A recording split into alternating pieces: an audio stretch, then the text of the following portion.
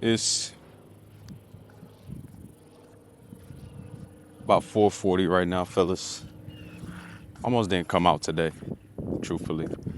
Didn't really feel like coming over here, but y'all know, give a fuck how I feel. We're gonna do it regardless.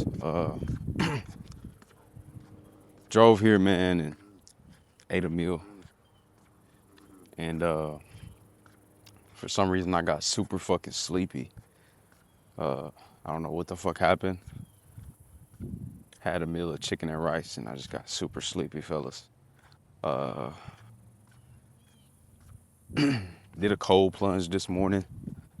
Body felt super good, super relaxed. So I'm guessing that's why I feel like I want to go to sleep or something. I've had a lot of caffeine already today, so just feel super drained for some reason, man. But we still out here regardless, and been reading. Just started reading Relentless by Tim Grover, and haven't gotten to the first page really. Uh, just read like the beginning of the book where they leave like a note and shit and tell you what the book is about.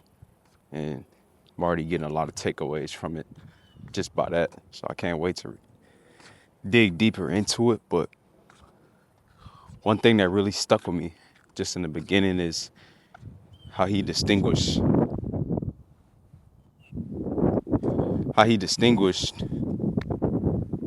good, great, and unstoppable. Uh, Puts them in three categories, fellas. Cleaners. You got coolers,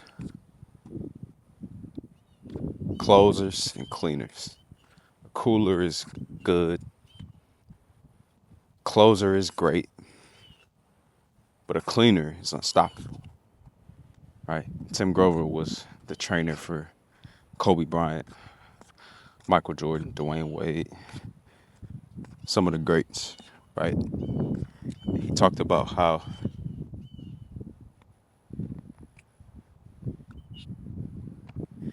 the difference between a closer, somebody who's great, and a cleaner who's fucking unstoppable is not one good season, right? Two good seasons, right? A good game. Book is mainly about athletes. Like if you're a professional athlete, obviously you're expected to perform at a certain level regardless. But the cleaners are the people who are so obsessed, so sick in the head, right? The cleaners are the ones that are relentless, right? Take Kobe Bryant, for example. When Kobe tore his Achilles, you know about the NBA, one of the coolest things you ever seen was when he tore his Achilles, Kobe actually walked on his torn Achilles to the free throw line, made both of his free throws and walked off the floor himself. He talks about how he could have let his teammates carry him off the floor. He could have immediately got scared, started to react emotionally about his injury, right? But the only thing Kobe was focused on was getting up and finishing the job. He still had two free throws he had to make, right? And that's a cleaner, right? That is the definition of a cleaner. Somebody who gets the job done regardless of the circumstance or the situation, right?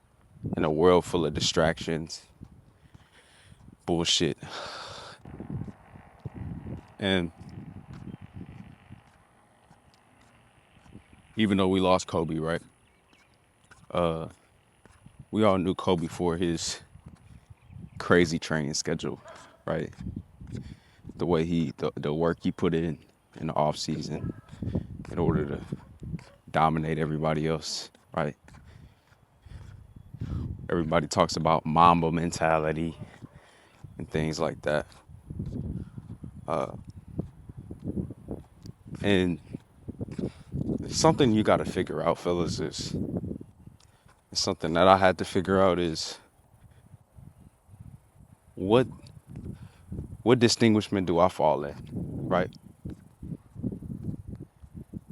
got to take a look in the mirror of your life and be like, man, am I a closer? Am I a cleaner?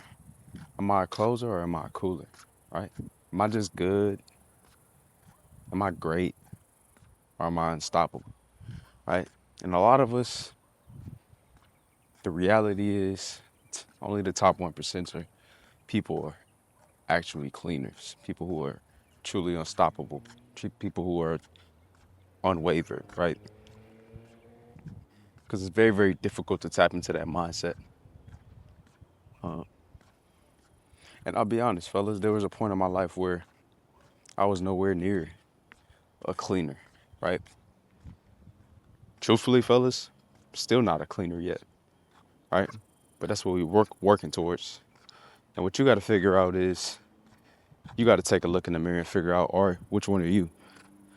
A lot of y'all just coolers, man. A lot of y'all just satisfied with being just good enough, average, right? Okay, right? Work your job. Maybe you hit the gym 2 or 3 times a week. Got a little bit of physique, and you call it, right? That's all you satisfied with. Some of us work our job, go to the gym 4 to 5 times a week, got a great physique, right? Satisfied with that. But some of us work a job, go to the gym 4 to 5 times a week, sometimes twice a day before work, go hit cardio, after work, hit the weight training session, right? Count our macros every day, right? Train to failure for real, you know, give our all in the gym. Want to have an elite physique, right? Physique that's uncommon, right? Take your meals with you to work and everybody looking at you crazy because you're walking around with 5, 6 Tupperwares, protein shake, right?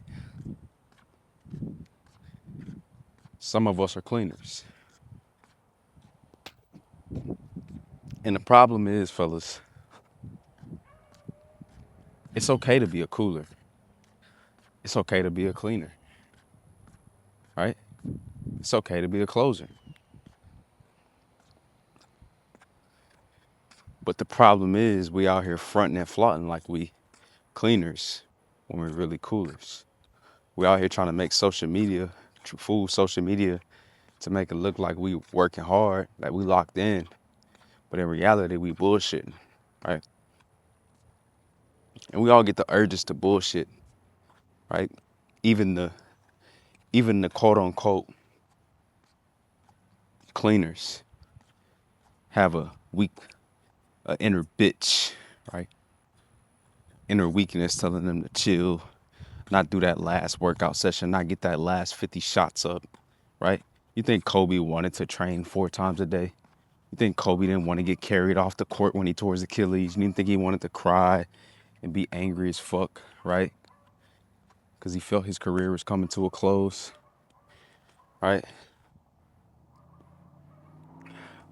Think he didn't have those thoughts? 100% sure he did. But the difference between Kobe, who was a cleaner, and you, who's a cooler, is the decisions we make when our mind goes to that place. When that little devil's on our shoulder telling us to skip the workout, don't record the video, call into work, text that bitch back that don't like us, right? And we cave and we give in, right?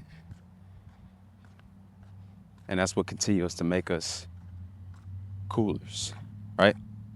And maybe sometimes that little devil on your shoulder tells you to do it, and sometimes you fight it. But then other days when it gets super hard, real uncomfortable, you still cave. And then there's fucking cleaners who, no matter what the fuck that little devil's saying on our shoulder, telling us to quit, text your back. Go back to your ex who disrespected you, right? And you look at that fucking fuck no, suck my dick. I'm not doing none of the shit you tell me to do. Bitch, get off me. Fellas, I went back to the gym last night, right? My first full day back in the gym, home gym, my actual normal gym. First real full intense workout in a minute. As y'all know, I've been injured. And I got a pump for the first time in months, right? A good pump. And immediately took my shirt off. And the people I was training with was like, damn, this motherfucker ain't waste no time. Could have took it as a hater. It's hating, or could have got mad, but it was funny, right? Because they was right. They ain't wasting no fucking time, because I've been out the gym for a month and a half, right? And I still got enough confidence to take my shirt off and feel good about my body. Because even when I could have been a cooler, a fucking dweeb, a little bitch, and not count my macros and not do my cardio and control the things I can control, even though I was injured, right? I could have did that. I didn't. I chose not to. I chose to still eat clean. I still chose to still hit my macros, right? Now, am I in the tip-top shape I would be in if I was actually training? Fuck no. But I'm definitely not fat as fuck, out of shape. Let myself go because I was crying about being injured, right?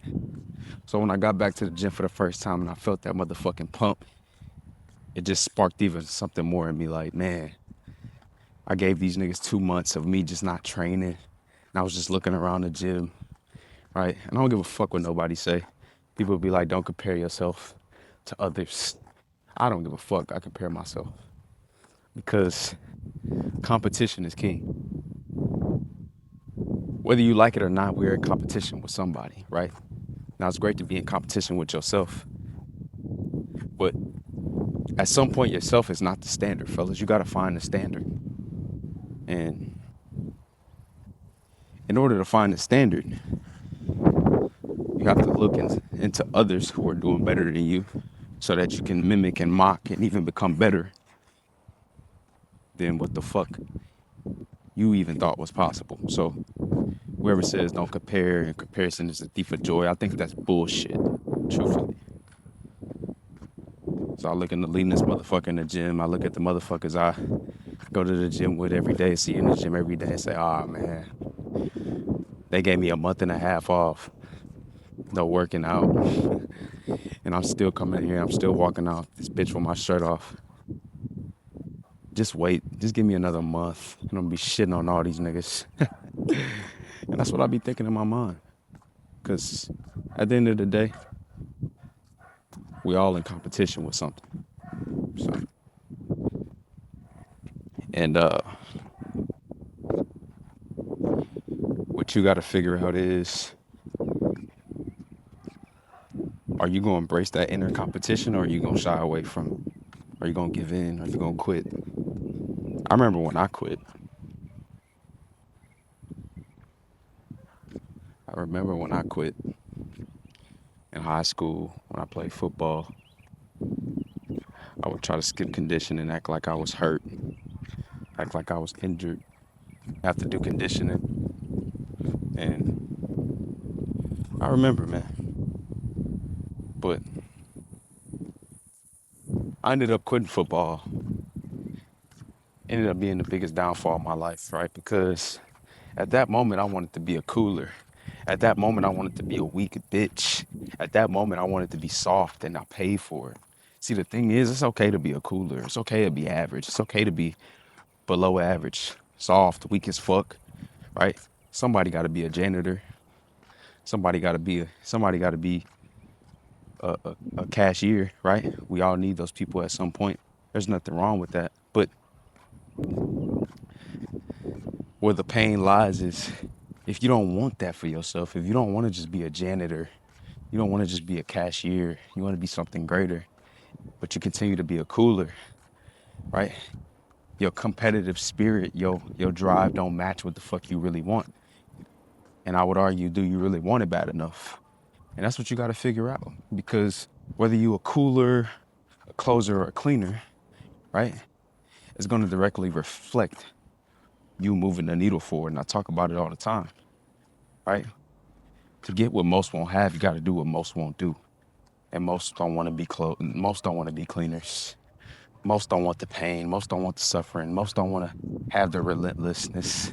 And that's why I'm so excited to read this book, because I just want to see how much of a sick fuck Kobe and Jordan was. Because I want to be that sick fuck.